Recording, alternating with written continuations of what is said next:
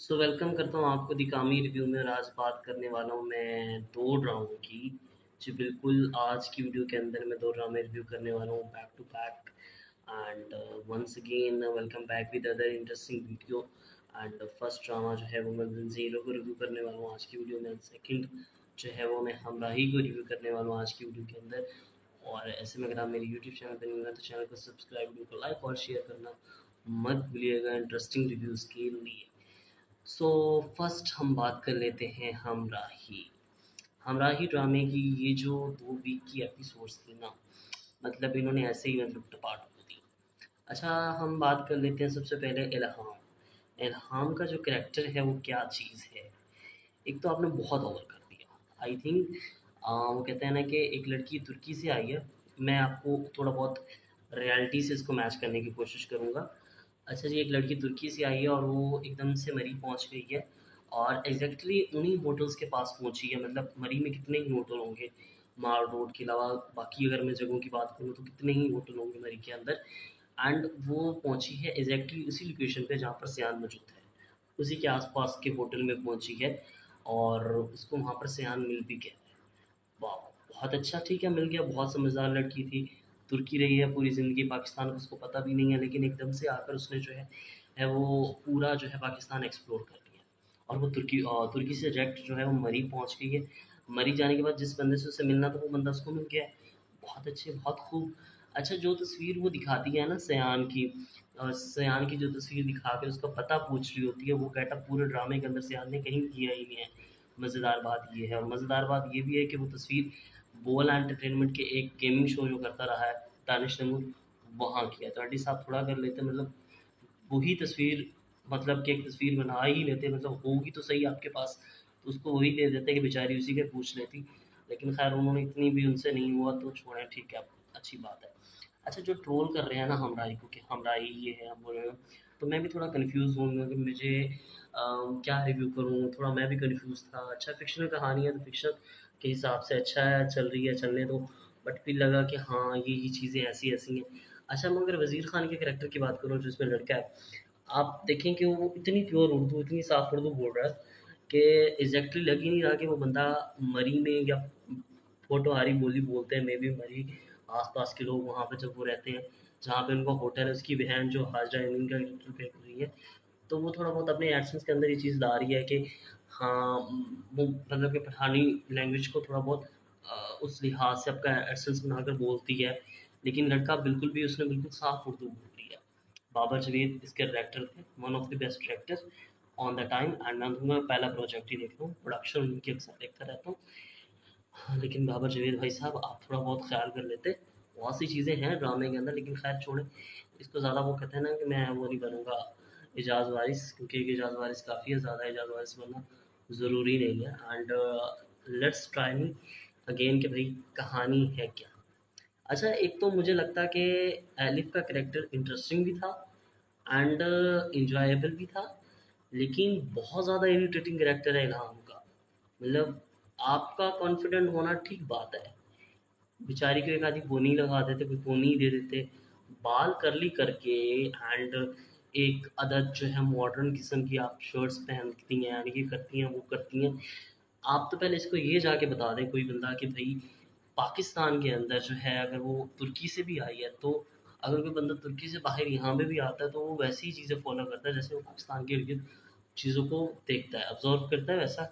करना शुरू कर देता है। तो ये एकदम से तुर्की से आई है, पहले सबसे पहले गाज़ी यूसुफ से मिली है और उसको उसने धमकाया, डराया कि मैं अपनी बहन का बदला लूँगी, बहन मेरी गई मर।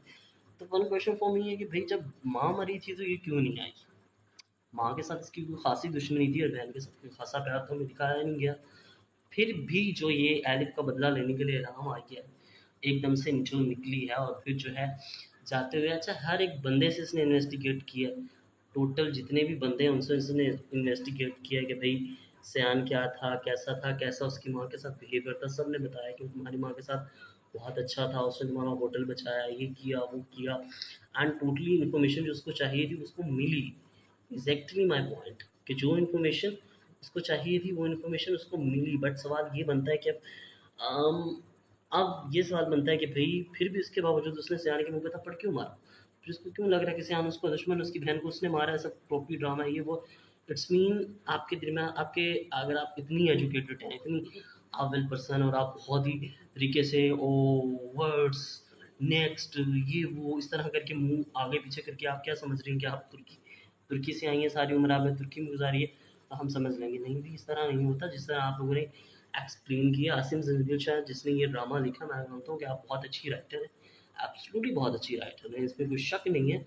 बट कभी कभार जो चीज़ें आप लिख रहे होते हैं आपके लिए वो बहुत इंटरेस्टिंग होती हैं। कुछ सम टाइम आपको लग रहा होता है कि जो चीज़ आप लिख रहे हैं वो काफ़ी इंटरेस्टिंग है, जब बन रहा होता है तो एक्टर्स को भी डायरेक्टर्स को भी लग रहा होता है कि बहुत इंटरेस्टिंग है, लेकिन जब ऑन द स्क्रीन वो चीज़ आती है तो वो बहुत बुरी लगती है। जिस तरह आप ये इल्हाम का कैरेक्टर मैं शायद इंजॉय कर ही नहीं पा रहा, मीन्स के मुझे वो उस तरह से कहते हैं ना कि आप रीटच ही नहीं हो रहे। खैर सियान और जो है इल्हाम आपने इनको मिला देना चाहिए था, लेकिन 2 एपिसोड आपने ऐवे ही गुज़ार दिए। एक तो क्या ही ज़रूरत थी। अच्छा जी, काज़ी यूसुफ जो है वो कहते हैं कि भई सब कुछ वो अपना छोड़ के यहाँ चला गया, अपना क्रेडिट और चीज़ें हैं, पैसे भी नहीं है उसके पास, और एकदम से जो है वो चला गया मरी के जी वहाँ पर, और वहाँ पे उसको जॉब भी मिल गई है, वहाँ पे वो रहने भी लगा है, और एक सिर्फ लड़की है, एक उसका भाई है, और बस वो मज़े से रह रहे हैं, कोई टेंशन कोई फिक्र की बात ही नहीं है। मतलब ठीक है, हो सकता है, पॉसिबिलिटीज़ हैं, क्योंकि ड्रामा चाहिए होगा हो तो कुछ भी हो सकता है। But I feel it, Danish की परफॉर्मेंस मुझे अच्छी लगती है हर दफ़ा। वो एक सीन था जहाँ पर वो उसको बचाता है अपनी रानिया को, Rania fell in love of the, सबसे बड़ी बात है कि जो रानिया है वो fell in the love of हमारे सियान के लव में वो गुम होती जा रही है, लेकिन सियान को उससे लव नहीं होगा। मतलब क्या ही ज़रूरत होती है जब आपको पता है कि आपने एक बंदे के साथ पैचअप करना है और उसके साथ उसका नहीं करना, तो फिर क्या ही ज़रूरत थी। मैं तो चाहता कि काश हाजा यमीन होती इस हज की जगह, हिबा बुखारी की जगह, तो बहुत अच्छा परफॉर्म करती। हिबा सम टाइम बहुत अच्छा परफॉर्म करती हैं और सम टाइम इतना बुरा परफॉर्म करती हैं कि I feel it, I got it. मुझे ये ड्रामा जो है वो 50-50 अच्छा लग रहा है एंड 50-50 नहीं भी लग रहा, बट आई फील जब बात हो दानिश तैमूर की ड्रामों की तो फिर कंट्रोवर्सी ना हो, ये हो ही नहीं सकता। और मैंने पहले ही कह दिया था कि मैं दूसरा इजाज़ वारिस नहीं करूँगा, मैं बिला वजह ट्रोल नहीं करूँगा ड्रामे को, उस पे गलत कमेंट्स भी नहीं करूँगा, क्योंकि मुझे अच्छा नहीं लगता। आई फील इन मेहनत है, तो आई थिंक एवरेज प्रोजेक्ट है, इतना बुरा भी नहीं है, इतना अच्छा भी नहीं है। फ़िक्शनल कहानी है तो फ़िक्शनल तरीके से आप लोग देख के एन्जॉय करें, वो ज़्यादा वो कहते हैं ना धीड़ा-धाड़ी करने की ज़रूरत नहीं है। एंड सो दैट मुझे ही इस तरह की है। एंड लेट मी कि अब नेक्स्ट एपिसोड्स के अंदर शायद इल्हाम की गलतफ़हमी दूर हो के उसकी भी जो बहन का कातिल है वो काज़ी यूसुफ का बेटा सियान है, बल्कि काज़ी यूसुफ खुद ही है, तो उससे जाके बदला लें आके सियान से।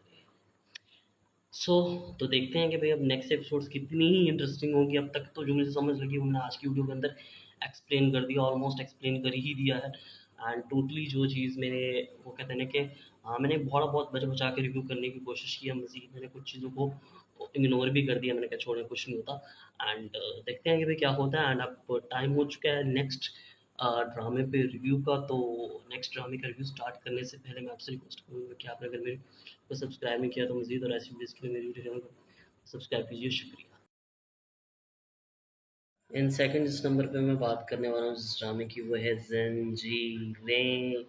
बिल्कुल जी, ज़ंजीरें, और सजल अली ने क्या चार चाँद लगा दिए हैं ज़ंजीर ड्रामों के अंदर अपनी फ़िनोमिनल परफॉर्मेंस की वजह से। एंड जो ड्रामे का अंदर तड़का मिस था ना, वो आके सजल ने पूरा कर दिया। मतलब पिछली 2 11 12 13 14 इन एपिसोड के अंदर सजल की अगर मैं परफॉर्मेंस की बात करूँ तो अवार्ड तो पहले भी शायद सजल को मिल ही चुके हैं, लेकिन शायद अवार्ड से भी कुछ बड़ा सजल आप डिज़र्व करती हो इस परफॉर्मेंस के लिए, और आपने प्रूव कर दिया कि भाई सजल वाक़ई में शेरनी है। अपनी परफॉर्मेंस जिस हिसाब से उसने दी है ना इन 2 एपिसोड्स के अंदर, इन 4 एपिसोड के अंदर सॉरी टू से, एंड डेफ़िनेटली बहुत मतलब किल परफॉर्मेंस थी सजल की। अगर मैं पिछली एपिसोड की बात करूँ, टैंकी वाली एपिसोड जो कि बहुत फेमस हुई, टैंकी वाली एपिसोड। एंड एक क्वेश्चन मुझे जो देखने को मिल रहा था, वैसे मेरा भी यही था कि हाँ, अगर मुद्दस्सिर भी टैंकी में छुप ही सकता था। ये सवाल खुद मावरा हुसैन ने किया था भाई, जो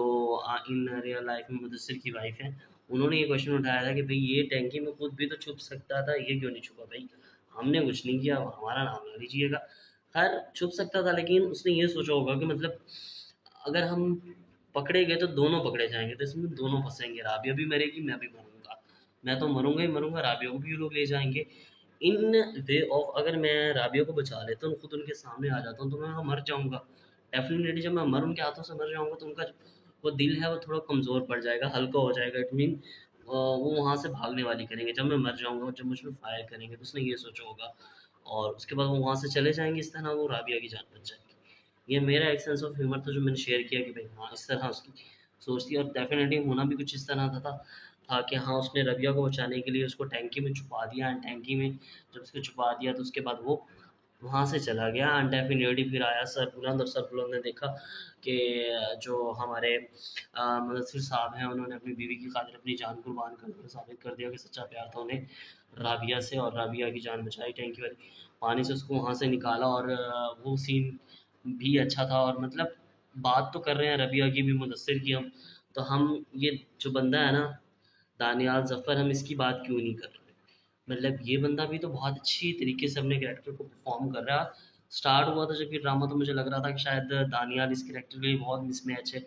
या हम कोई अपनी स्टार्टिंग ऑब्जर्वेशन लगा देते हैं तो मेरी भी स्टार्टिंग ऑब्जर्वेशन यही थी कि मतलब मुझे बहुत अनफिट लग रहा था मुझे लग रहा था कि ऐसा नहीं है हाँ ये वो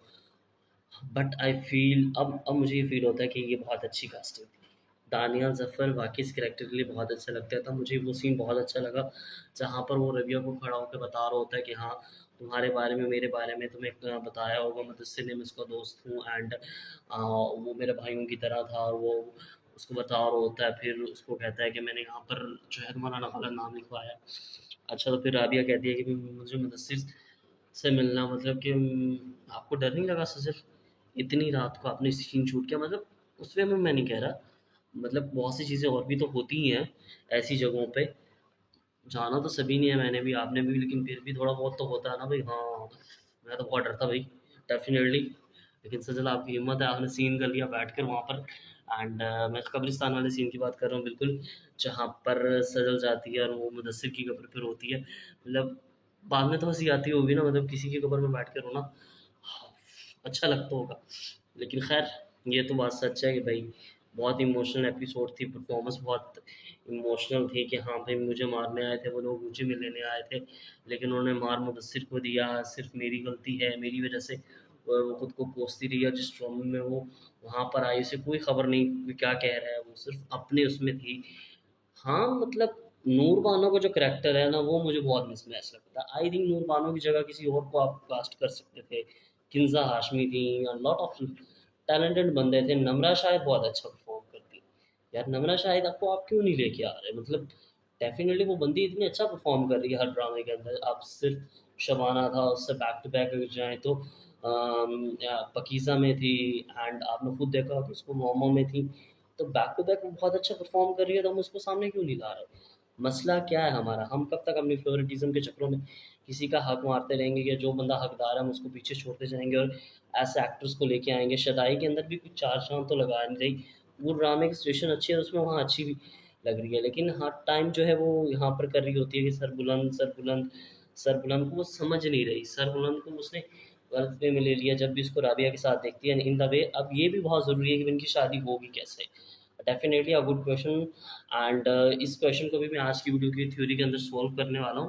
because of that it is part of our review and कि इनकी शादी होगी कैसे आपको पता है कि घर के कुछ बड़े होते हैं तो यहाँ पे सिर्फ एक ही बड़ी है बीजान तो हो सकता है कि बीजान ये फैसला करे इन दोनों की शादी का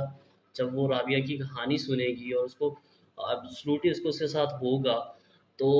आई थिंक मुझे ये लगता है कि सबसे पहले बीजान को ही पता चलेगा नूर मानो और उसके भाई सर राब खान का बारे में कि वो लोग गरदार हैं या सब कुछ भी शेर दिल का कत्ल हुआ है इन सब के पीछे तुरसम तो बाद में आता है लेकिन पहले यही लोग आते हैं तो फिर शायद सबसे पहले बीजान अपने डिसीजंस को बदले उसको लगा कि इससे बेहतर मैं तुरसम को गले लगा लेती वो उससे बेहतर शायद से तुरसम भी विलन ना बनता देखिए villains are not by himself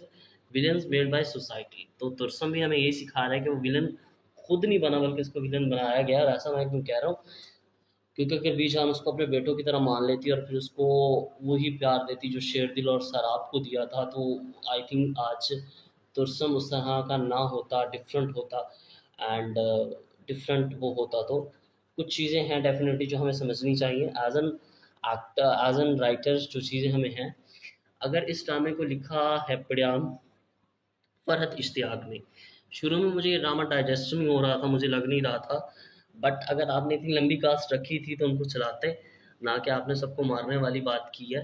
पहले तो लोग कह रहे थे उफ कितनी लंबी कास्ट है, ये वो है, बट वो लंबी कास्ट दो दो तीन तीन एपिसोड में सबको कहा, पहले एसन को निकाल दिया, फिर इसको निकाल दिया, एंड डेफिनेटली बाद में किसी और को भी निकाल ही देंगे। तो इतनी लंबी कास्ट उन्होंने रखी ही नहीं है, बल्कि डेफिनेटली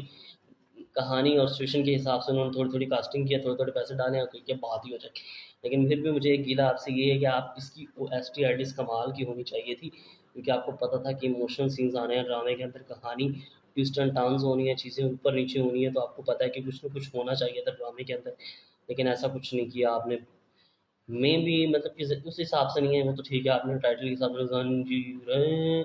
तो कोई इमोशनल ट्रैक तो होना ही चाहिए था, जिस तरह आप जो सिचुएशन बन रही है उस बेचारी पे, तो वो कोई आप गाना ही चला देते, थोड़ा बहुत हमारी फीलिंग्स भी उसके साथ अटैच हो जाती, लेकिन बहुत अच्छा परफॉर्म कर रही है। सजन को किसी ओएसटी की वैसे ज़रूरत नहीं है, वो बगैर ओएसटी की भी बहुत अच्छा परफॉर्म करती है, एंड पब्लिक उसके साथ कनेक्ट होती है। डेफिनेटली आपको आज का रिव्यू कैसा लगा आपको कमेंट्स में बताइएगा, अगर बकवास लगा बकवास लिख दीजिएगा,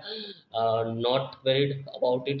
एंड अगर अच्छा लगा हो तो फिर अच्छा लिख दीजिएगा। एंड मज़ीद और ऐसे रिव्यूज़ के लिए मेरे यूट्यूब चैनल दिखामे रिव्यू को सब्सक्राइब करना मत भूलिएगा, डेफिनेटली, क्योंकि मैं लाता हूँ आपके लिए interesting latest news for Pakistani dramas. Her review होता है मेरी पहुँच में, और मैं इजाज़ वारिस नहीं हूँ, बता दूँ, मैं हर कमेंट को बहुत पॉजिटिवली लेता हूँ, हर ड्रामे को बहुत पॉजिटिवली लेता हूँ, बहुत नेगेटिविटी की तरफ बहुत कम जाता हूँ, because of that it's my positive side. शुक्रिया, थैंक यू।